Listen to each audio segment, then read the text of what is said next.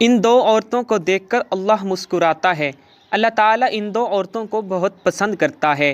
ام المومنین حضرت عائشہ صدیقہ رضی اللہ تعالیٰ عنہا فرماتی ہیں، دو قسم کی عورتیں ہیں جو اللہ تعالیٰ کو بہت ہی زیادہ پسند ہیں۔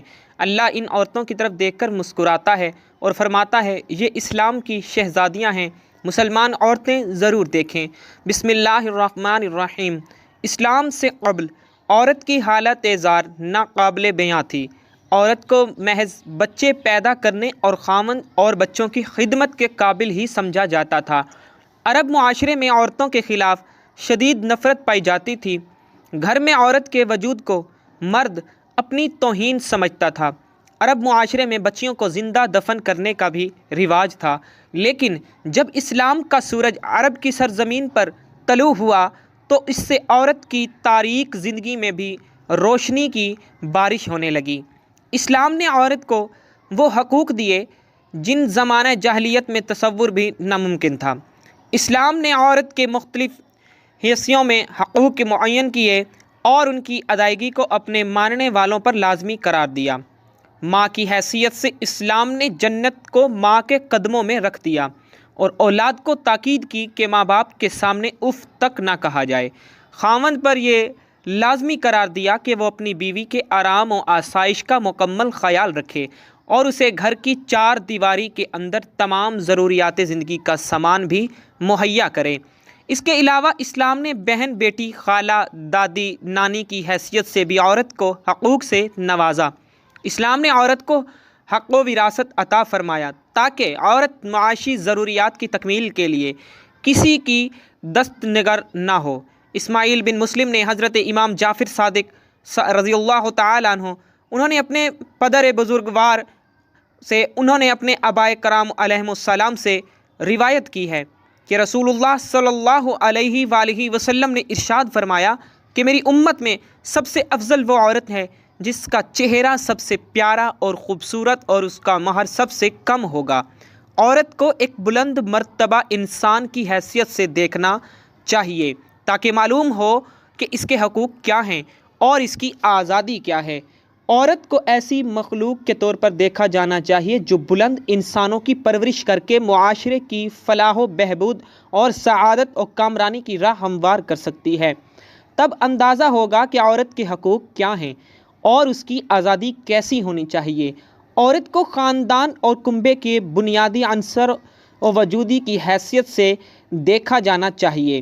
ویسے کنبہ تو مرد اور عورت دونوں سے مل کے تشکیل پاتا ہے اور دونوں ہی اس کے معرض وجود میں آنے اور بقا میں بنیادی کردار کے حامل ہیں، لیکن گھر کی فضا کی طمانینت اور آشیانے کا چین و سکون عورت اور اس کے زنانہ مزاج پر موقوف ہے۔ عورت کو اس نگاہ سے دیکھا جائے تب معلوم ہوگا کہ وہ کس طرح کمال کی منزلیں طے کرتی ہے اور اس کے حقوق کیا ہیں۔ حضرت سیدہ عائشہ صدیقہ رضی اللہ تعالی عنہا نے فرمایا، اے خواتین، اسلام عورتوں میں 3 خوبیاں اللہ تعالیٰ کو بہت ہی زیادہ پسند ہیں۔ جب پوچھا گیا کہ وہ کون سی 3 خوبیاں ہیں تو حضرت عائشہ صدیقہ رضی اللہ تعالی عنہا نے فرمایا، پہلی خوبی پردہ ہے۔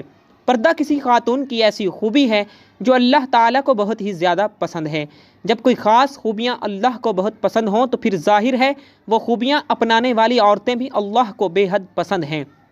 فرمایا گیا، اللہ کے پسندیدہ بندی بن جاؤ اور پردے کو اپنا زیور سمجھو۔ آج کل کی عورت کہتی ہے یہ پردے کا کیا ہے، بس انسان کا ذہن پاک صاف ہونا چاہیے اور دماغ کا صاف ہونا بھی ضروری ہے۔ تو میں کہتی ہوں، اے اسلام کی مقدس شہزادیوں، تیرا ذہن کتنا بھی پاک صاف ہو جائے لیکن سیدہ فاطمہ الزہرا رضی اللہ تعالی عنہا سے زیادہ پاک اور صاف نہیں ہو سکتا۔ اے اسلام کی مقدس شہزادیوں، سنو، پردے کا حکم سیدہ فاطمہ الزہرا رضی اللہ تعالی عنہا کو بھی دیا گیا تھا۔ ایک ان پڑھ با پردہ اور با حیا عورت اس پی ایچ ڈی عورت سے کہیں زیادہ بہتر ہے کہ جس کے پاس ڈگری تو ہے لیکن پردہ نہیں ہے، ڈگری تو ہے لیکن بال ہر وقت کھلے ہوئے ہیں، اس کے پاس ڈگری تو ہے، تعلیم تو ہے لیکن آنکھوں میں شرم و حیا نہیں، اس کے پاس ڈگری تو ہے لیکن ماں باپ کا ادب و احترام نہیں، بھائیوں کا احترام نہیں کرتی، ہر وقت شیشے کے سامنے کھڑی ہو کر اپنے بالوں پر اتراتی ہے، اپنے حسن پہ ناز کرتی ہے، اللہ تعالیٰ کے دیے گئے حسن پر ناز کرتی ہے، کہ میرا چہرہ کس قدر خوبصورت ہے، میرے بال کس طرح نرم و ملائم ہیں، اور اس طرح سے خود کو دوسری عورتوں سے الگ تھلگ سمجھتی ہے۔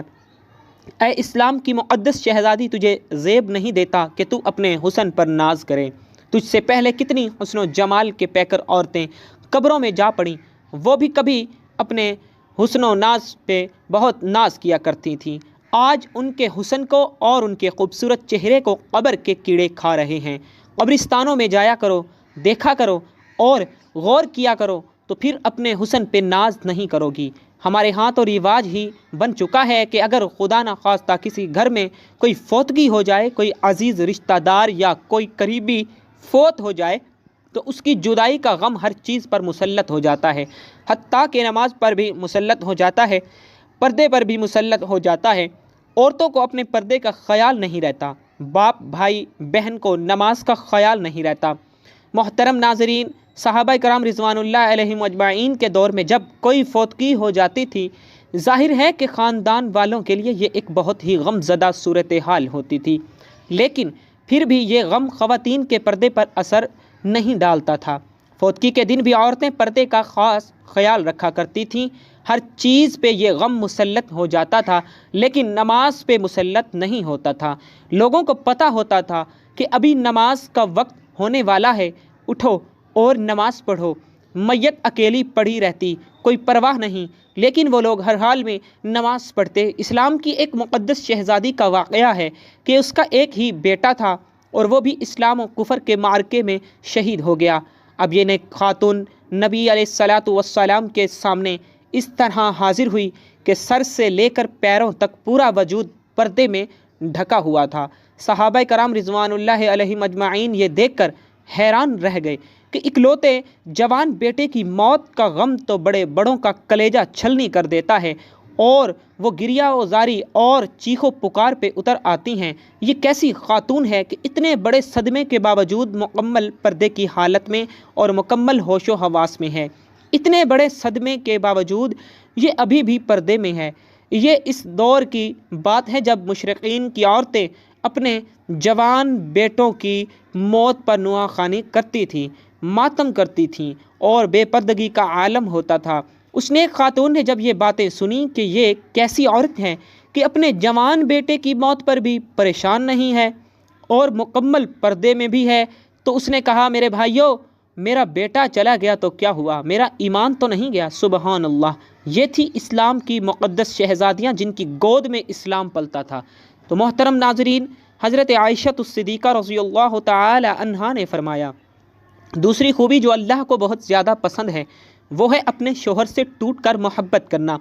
اب ایک عورت نکاح کے ذریعے اللہ اور اس کے رسول صلی اللہ علیہ وآلہ وسلم کی رضا کے لیے اپنا آپ ایک اجنبی مرد کے حوالے کر دیتی ہے جسے وہ جانتی تک نہیں، اسے پہچانتی بھی نہیں، اس کی طبیعت کا پتہ بھی نہیں، اس کے مزاج کا پتہ نہیں کہ وہ کس طرح کا انسان ہے، پھر بھی نکاح کے ذریعے سے وہ اپنے آپ کو اللہ رسول صلی اللہ علیہ وسلم کی رضا کی خاطر ایک اجنبی مرد کے حوالے کر دیتی ہے، پھر اس شخص کی اولاد کو 9 ماہ تک اپنے پیٹ میں رکھتی ہے، طرح طرح کی اذیتیں سہتی ہے اور موت کسی کیفیت میں سے گزر کر اس کی اولاد کو جنم دیتی ہے۔ موت کی سی اذیت سہنے کے بعد بچہ پیدا ہوتا ہے، پھر جب بچہ پیدا ہو جاتا ہے تو ایک ماں اپنی فکر بالکل ترک کر دیتی ہے، اپنا آپ بھی بھول جاتی ہے اور اس بچے کی تربیت میں مصروف ہو جاتی ہے۔ یہی سوچ اس کے ذہن میں ہوتی ہے کہ جب یہ بچہ بڑا ہو کر اچھی خدمات سر انجام دے گا تو کوئی یہ نہیں کہے گا کہ اس کی ماں نے اس کی تربیت اچھی نہیں کی۔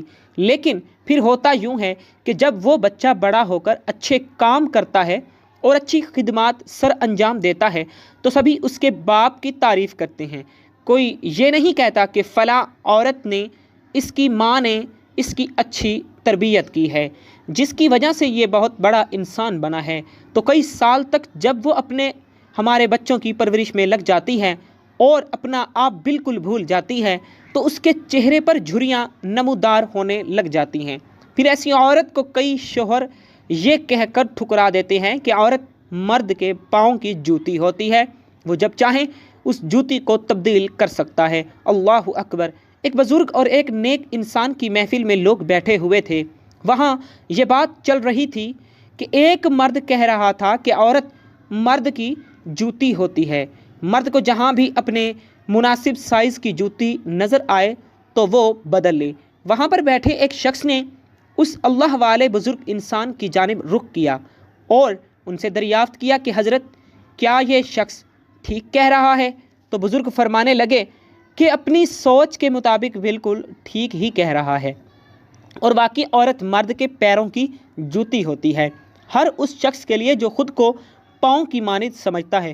فرمانے لگے ہر وہ شخص جو خود کو پاؤں جیسا تصور کرتا ہے وہ اپنی بیوی کو پاؤں کی جوتی ہی سمجھتا ہے۔ یہی عورت سر کا تاج بھی ہو سکتی ہے، لیکن صرف اس مرد کے لیے جو خود کو بادشاہ کی مانند سمجھتا ہے۔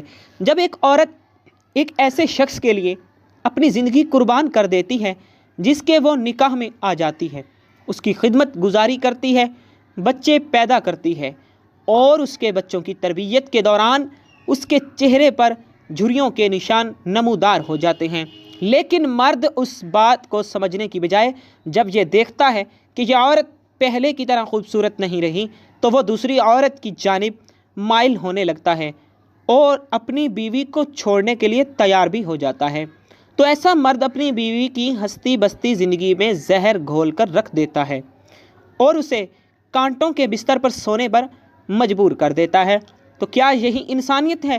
خدارا اللہ کی ان رحمتوں کی قدر کیا کریں، وہ کسی بھی شکل میں ہوں، ماں، بہن، بیوی یا بیٹی، ان کی عزت دیا کریں، ان کی عزت کیا کریں۔ حضرت عائشہ الصدیقہ رضی اللہ تعالی عنہا نے فرمایا کہ عورت کے اندر 3 خوبیاں اللہ کو بہت ہی زیادہ پسند ہیں۔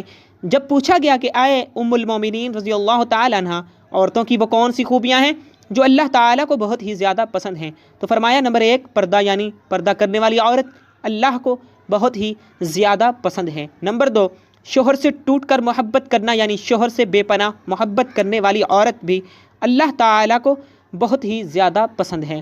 نمبر 3 اللہ کے حضور جھکنے والی عورت، نماز پڑھنے والی عورت، قیام، رکوع اور سجود کرنے والی عورت، قرآن پڑھنے والی عورت۔ آج کل کی عورت کہتی ہے جی بچے زیادہ ہیں اس لیے نماز پڑھنے کا وقت ہی نہیں ملتا، اللہ کے حضور جھکنے کا وقت ہی نہیں ملتا۔ تو میں کہتا ہوں اے اسلام کی مقدس شہزادیوں، آؤ میں تمہیں سیدہ فاطمہ الزہرا رضی اللہ تعالی عنہا کے بابرکت گھرانے کی مثال دیتا ہوں۔ جنت کے سرداروں حسنین کریمین کی تربیت بھی ہو رہی ہے، مولا علی رضی اللہ تعالی عنہ کی خدمت بھی ہو رہی ہے، مہمانوں کو کھانے بھی پیش کیے جا رہے ہیں۔ جب رات ہوتی ہے تو سیدہ فاطمہ الزہرا رضی اللہ تعالی عنہا سونے کے لیے بستر بچھانے کی بجائے اللہ کے حضور مصلی بچھا لیتی ہیں، قیام کرتی ہیں، رکوع کرتی ہیں، اور پھر جب سجدے میں جاتی ہیں تو ایک کے بعد دوسرا سجدہ ابھی مکمل نہیں ہوا ہوتا تو صبح ہو جاتی ہے۔ سبحان اللہ، ماشاء اللہ، اللہ عز و جل سے دعا ہے کہ ہمیں نیکی کی باتوں پر عمل کرنے کی توفیق عطا فرمائے، آمین یا رب العالمین۔ ناظرین کمنٹ باکس میں اللہ تعالیٰ کے اور اللہ کے پیارے محبوب حضرت محمد مصطفیٰ صلی اللہ علیہ وآلہ وسلم کے 99 ناموں میں سے ایک نام ضرور ٹائپ کیجیے گا۔ والسلام۔